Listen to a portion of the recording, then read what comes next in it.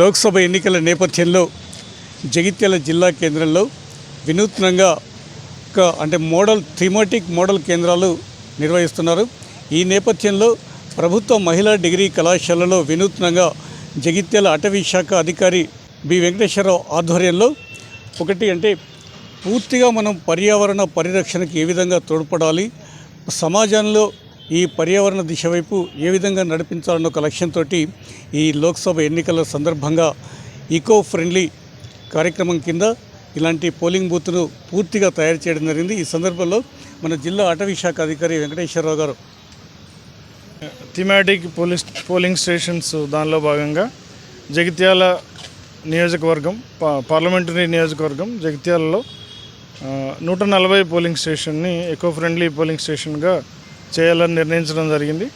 దీని ప్రకారం దీంట్లో కేవలం బ్యాంబూకి సంబంధించినటువంటి వెదురుకు సంబంధించినటువంటి వస్తువులను వాడి బ్యాంబూను కానీ వెదురు కానీ లేకపోతే వెదురు తట్టలు లేకపోతే వెదురు ద్వారా వెళ్ళినటువంటి మ్యాట్స్ ఏవైతే ఉన్నాయో వాటిని అన్నిటినీ తీసుకొని దీన్ని ఏర్పాటు చేయడం జరిగింది.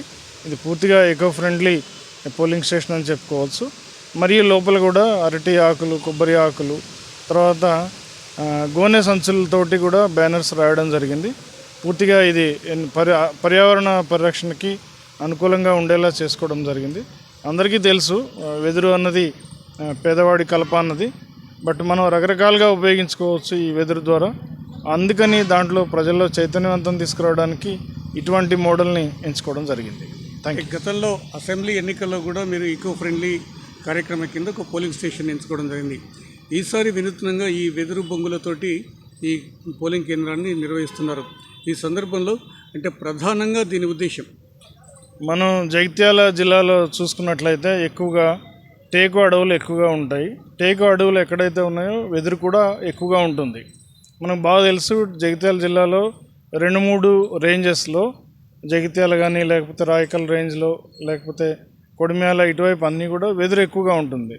టేకు చెట్లు ఎక్కడ ఎక్కువ పెరుగుతాయో వెదురు కూడా అక్కడ ఎక్కువగా పెరుగుతుంది. దానిని జిల్లావాసులందరికీ కూడా తెలియజెప్పేందుకు మన నేలలన్నీ కూడా ఈ వెదురు పెరగడానికి అనుకూలమైనటువంటి నేలలు, అందువలన ఈ వెదురు కాన్సెప్ట్ని తీసుకోవడం జరిగింది. మనం ఈ పర్యావరణ పరిరక్షణలో భాగంగా వెదురు కలపను ప్రతి ఒక్కరు కూడా వినియోగించుకునే పేదల కలప వెదురు కలప అన్నది ఇక్కడ అటవీ శాఖ అధికారి వెంకటేశ్వరరావు గారు ఆధ్వర్యంలో నిర్వహించిన సందర్భంలో ఈ పోలింగ్ కేంద్రాన్ని ఈ విధంగా తీర్చిదిద్దినటువంటి అధికారులకు, అదేవిధంగా అటవీ శాఖలోని ప్రతి ఉద్యోగికి సందర్భంగా ధన్యవాదాలు తెలియజేసుకుంటాం. Thank you.